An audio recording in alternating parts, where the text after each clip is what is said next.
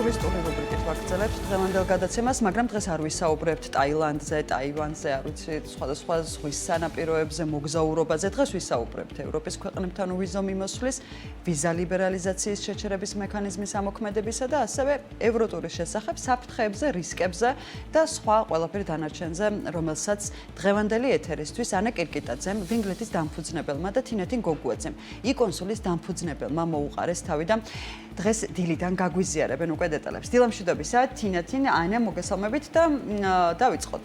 რა შეგვიძლია რომ ვუთხრათ ჩვენს საქმიან მაყურებლებს, რომლებიც ასე ინტერესით ელოდებიან მუდმივად ჩვენს რუბრიკას. დილამშვიდობის, მოგესალმებით სავიზო ცენტრი იკონსულისა და ტურისტული კომპანია ვინგლეთის სახელით. დღეს ვისაუბრებთ, როგორც იცით, ევროპის ქვეყნებთან უვიზო მიმოსვლის, ვიზა ლიბერალიზაციის შეჩერების მექანიზმის ამოქმედებისა და ევროტურის შესახებ. თითქმის ყოველ დღე მესმის შეკითხვა, გაგვიუქმდება თუ არა უვიზო რეჟიმი. ვიზა ლიბერალიზაციის შეჩერების მექანიზმი განისაზღვრა ევროპარლამენტის და ევროკავშირის საბჭოს მიერ მიღებული EU 2017-371 რეგულაციით. სწორედ ეს რეგულაცია ადგენს ვიზა ლიბერალიზაციის დროებით შეჩერების წესებს. მექანიზმის ამოქმედების საფუძვლებიდან რამდენიმე მინდა გამოვყო. პირველი, ეს შეიძლება იყოს მიგრაციის მაჩვენებლის ზრდა. იმ პირების რაოდენობის ზრდა, ვინც უვიზო რეჟიმით სარგებლობის შემდეგ დარჩა ევროკავშირის ტერიტორიაზე უკანონოდ. მეორე, თავშესაფრის მოთხოვნის ზრდა.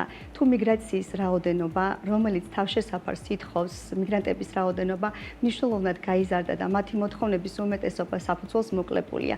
და მესამე, რეფორმების სტაგნაცია, ანუ უკან დახევა. თუ უვიზო რეჟიმის მინიჭების საფუძველზე გათვალისწინებული რეფორმები, როგორიცაა ადამიანის უფლებების დაცვა, კანონის უზენაესობა, ანტიკორუფციული ზომების შეჩერდა, ან გაუარეს და შეჩერების მექანიზმის ამოქმედება შეიძლება ან ევროკავშირის ინიციატივით, რომელიც მონიტორინგის შემდეგ თავად აფასებს კრიტერიუმების დარღვევას, ან ევროკავშირის წევრი ქვეყნის ინიციატივით, თუ ის დარღვევებს დააფიქსირებს და შესაბამის საფუძველზე მას წარადგენს. ამის შემდგომ ევროკომისია იწყებს წევრი ქვეყნებიდან ან სხვა წყაროებიდან ინფორმაციის შეგროვებას, მოამზადებს ანგარიშს, რომელშიც მოცემულია სიტუაციის შეფასება და რეკომენდაციები. ვიზა ლიბერალიზაციის შეჩერების მექანიზმის ამოქმედების გადაწყვეტილება მიიღება საკვალიფიკაციო უმრავლესობა, რაც მოიცავს 27 ქვეყნის წევრი ქვეყნიდან მინიმუმ 15-ის მხარდაჭერას. ამ ქვეყნების მოსახლეობა უნდა შეადგენდეს ევროკავშირის საერთო მოსახლეობის მინიმუმ 65%-ს. თუ გადაწყვეტილება მიღებულია უვიზო რეჟიმით დროებით, 9 თვემდე შეჩერდება, 9 თვის შემდგომ კომისია აფასებს პროგრესს და საჭიროების შემთხვევაში შეჩერების ვადას ახანგრძლივებს კიდევ 9 თვემდე. ჯამში სულ 18 თვე. თინა, ეს ყველაფერი პრინციპში გასაგებია მეტნაკლებად, რაც კითხვები რა თქმა უნდა დარჩება საზოგადოებას, თუმცა რა იწევს უვიზო რეჟიმის შეჩერებას მეტნაკლებად გავიგეთ. მოკლედ რომ გითხრა, რა სიკეთეებზე გვიწევს უარის თქმა იმ შემთხვევაში, თუ შეგვიჩერდა ეს უვიზო მიმოსვლა ევროპაში. სიამოვნებით ვისაუბრებ ამ სიკეთეებსა და ევროკავშირის სავიზო შეთანხმების შესახებ. ევროკავშირს ამჟამად 61 არაწევრ ქვეყანასთან აქვს ორმხრივად უვიზო მიმოსვლის რეჟიმის, რამდენიმე ქვეყანასთან ამოქმედებულია გამარტივებული სავიზო პროცესები, ხოლო 3 ქვეყანასთან რუსეთი, ბელარუსი და ვანუატუ უვიზო მიმოსვლის შეთანხმება შეჩერებულია. ისევ გამეორდები ჩვეულებრივ სავიზო რეჟიმის ამ გამარტივებული პროცესების შეჩერება ხდება, როდესაც ქვეყანა ვეღარ აკმაყოფილებს შეთანხმების პირობებს. დღეისათვის საქართველოს იმ ქვეყნებში შედის, რომლის მოქალაქეებსაც ევროკავშირის წევრ ქვეყნებთან ტურისტული მიზნობრიობით არ სჭირდება ვიზა. საქართველოს მოქალაქეებს შენგენის ზონაში უვიზოდ მიმოსვლა ამოქმედდა 2017 წლის 28 მარტს. შეთანხმების თანახმად შენგენის ზონაში სამოგზაუროდ გჭირდება შემდეგი 5 დოკუმენტის არსებობა. ეს პირველი მოქმედი ბიომეტრიული პასპორტი, მეორე ორმხრივი ავიაბილეთი, მესამე ეს არის განთავსების დამადასტურებელი დოკუმენტი, მაგალითად სასტუმროს ჯავშანი, მოწვევის წერილი, რომელშიც წერია და შეიცავს საცხოვრებელ მისამართს. მეოთხე ეს არის საკმარისი ფინანსური ხარჯები, რომელიც ერთი დღისთვის იანგარიშება 90 ევრო და მეტი და მეხუთე ეს არის სამოგზაურო დაზღვევა. თინა, ალბათ ჩვენი მაყურებლისთვის საინტერესო იქნება ის მომენტიც, როდესაც ვთქვათ, ვიცით შემთხვევები, როცა მესაზღვრე მიუხედავად იმისა, რომ უიზო გვაქვს, ან რაღაც გარკვეული საბუთი შეიძლება ჰქონდეს ან არ ჰქონდეს, ადამიანს მაინც არ შეუშვას საზღვარზე. ანუ რა არის ამის მიზეზები, რა დროს ხდება ეს? კი, რამდენიმე შეიძლება იყოს, თუ უკვე ჩამოთვლილი ის 5 დოკუმენტი არ გექნებათ თან, მესაზღვრეს აქვს უფლება, რომ არ შეგიშვას ქვეყანაში ან უკან დაგაბრუნოთ. აღსანიშნავია ისიც, რომ ვიზის წესებისა და პირობების დარღვევის შემთხვევაში არსებობს სანქციები, კონკრეტულად კი ნებადართული ყოფნის პერიოდის გადაჭარბების ან სხვა სამართლებრივი დარღვევის შემთხვევაში შესაძლოა დაგიკრისროთ შესაბამისი პასუხისმგებლობა ადგილსამყოფელი ქვეყნის კანონმდებლობის თანახმად. შეიძლება მოხდეს თქვენი გაძევება ქვეყნიდან და ევროკავშირის შენგენის წევრ ქვეყნებში შესვლის აკრძალვა 5 წლამდე ვადით. სამუშაო ნებართვის გარეშე მუშაობა ითვლება არალეგალურად, რაც ასევე იწვევს ქვეყნიდან გაძევებას და შემდგომში შესვლის აკრძალვასაც. და თინა, შენ ასევე თქვი, რომ არ უნდა გადავაჭარბოთ ჩვენს ვადებს, რაც შეგვიძლია რომ გავატაროთ ევროკავშირის ტერიტორიაზე. როგორ გამოვთვალოთ ის თუ რა დღეების რაოდენობა დამრჩა, თქვა გასატარებლად, როდის ახდება და ასე. კი, არსებობს მობილური აპლიკაცია, რომელსაც ქვია Schengen.eu აპლიკაცია და ვებ-კალკულატორი, რომლის საშუალებას გვაძლევს გამოვითვალოთ Schengen-ის ზონაში გატარებული და დარჩენილი დღეების რაოდენობა 90-180 დღის წესების შესაბამისად.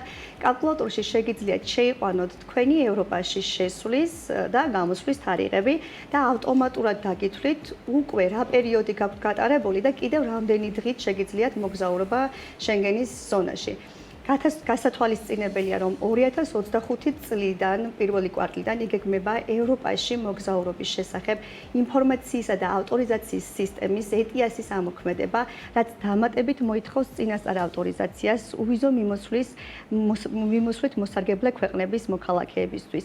ჩამში ETIAS-ის ავტორიზაცია ევროპის 30 ქვეყანაში საზღვრის კვეთისას 1.4 მილიარდ ადამიანს 60-მდე მეტი ქვეყნიდან დასჭირდებათ, მათ შორის საქართველოს მოქალაქეებსაც.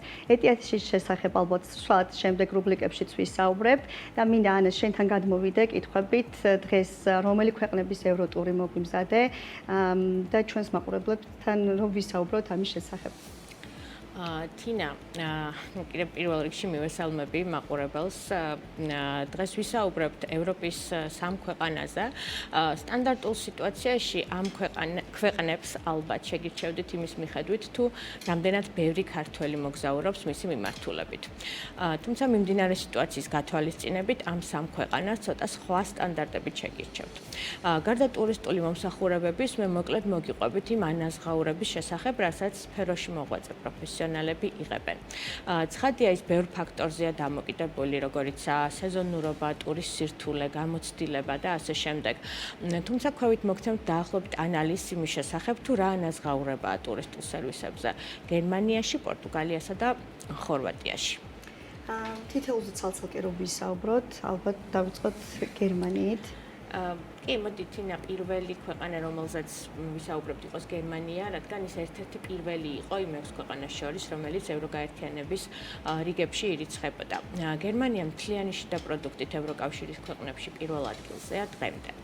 საქართველოდან გერმანიის მიმართულებით პირდაპირ ფრენები გვაქვს საკმაოდ ბევრი ქალაქის მიმართულებით, თბილისის თუ ქუთაისის აეროპორტებიდან, მიუნხენი, ბერლინი, დორტმუნდი, ფრანკფურტის მიმართულებით. ყველაზე მაღალი სეზონი გერმანიაში ბავარიის რეგიონის ფესტივალი ოქტომბერფესტის დროს გვაქვს. ის სექტემბერში იწყება და ოქტომბრისთვის პირველ კვირა დღეს მთავრდება. ფესტივალი ორკვირიანია და როგორც ხვდებით, მისი დიდი ნაწილი სექტემბრის თვეშია.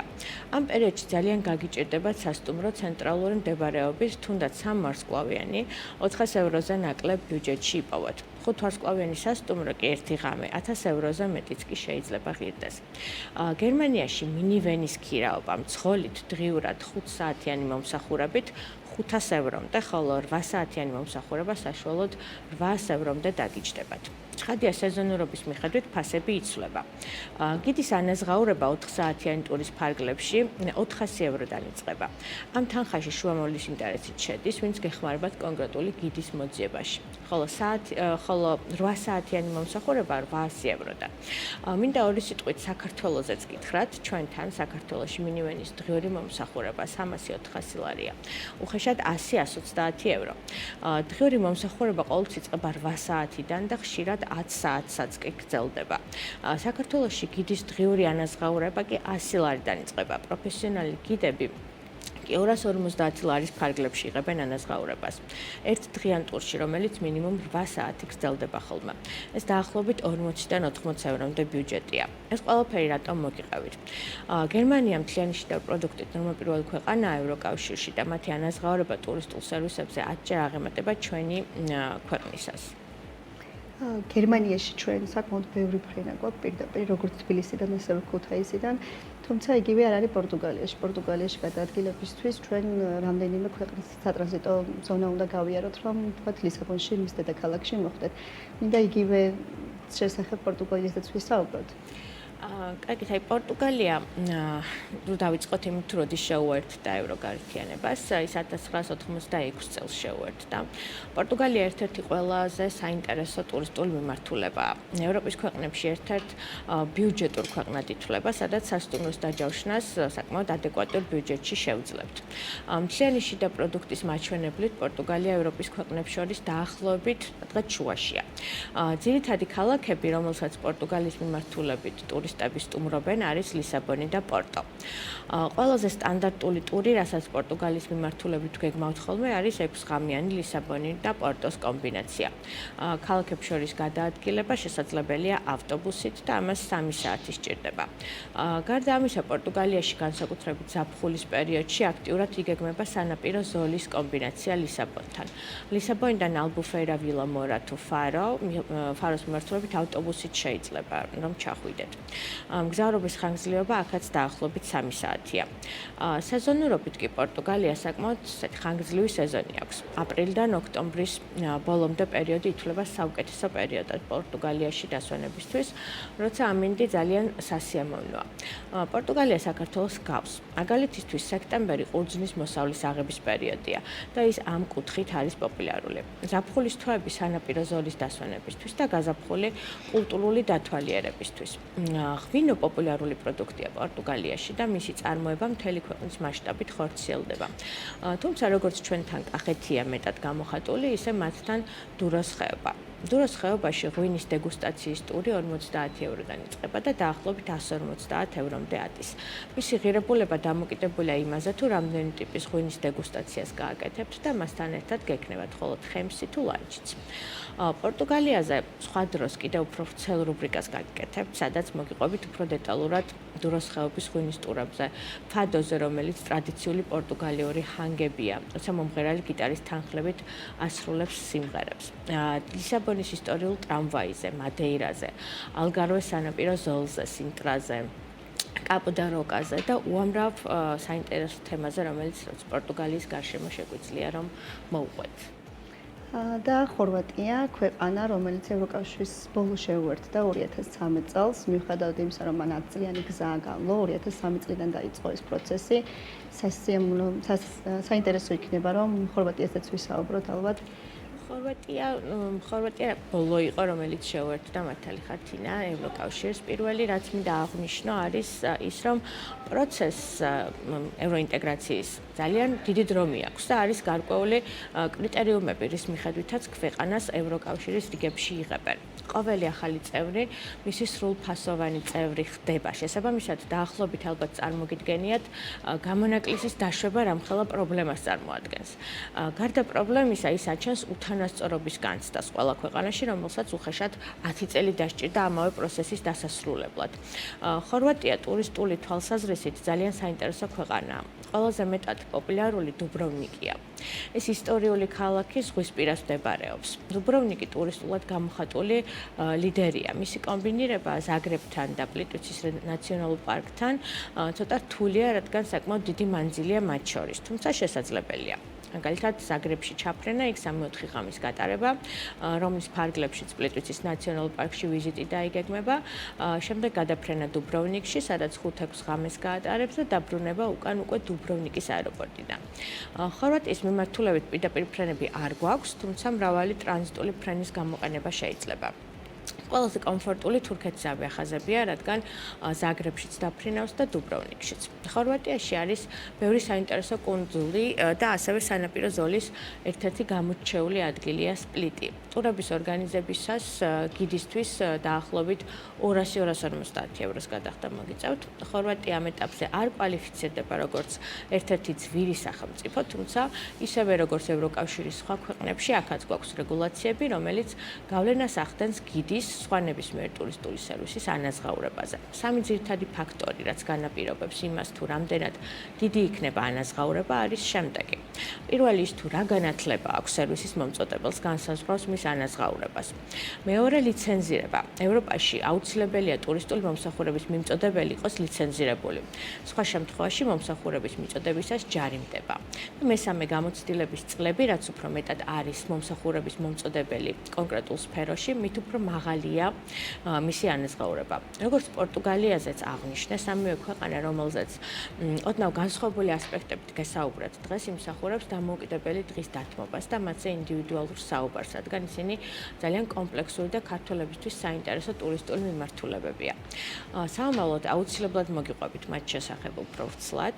ჩვენი შემდეგი რუბრიკა წესით დაეთმობა მაროკოს, რომელიც დიდი ხანია გადავდეთ რიგი მიზეზების და გამო. იმედი ვიქონიეთ, რომ შემდეგ ორშაბათს შევხვდებით და მაროკოზე ვისაუბრებთ. ანა, თინა, მადლობა საინტერესო და მნიშვნელოვანი ინფორმაციის გაზიარებისათვის დილიდან და იმედს ვიტოვებთ, რომ შემდეგ ორშაბათს შედარებით სიმშვიდე იქნება და ვეცდებით, რომ ჩვენ საქმიან მაყურებლებს მაროკოზე უფრო მეტი მოვუყვეთ. მადლობა კიდევ ერთხელ ჩვენს ეთერში რუბრიკისათვის.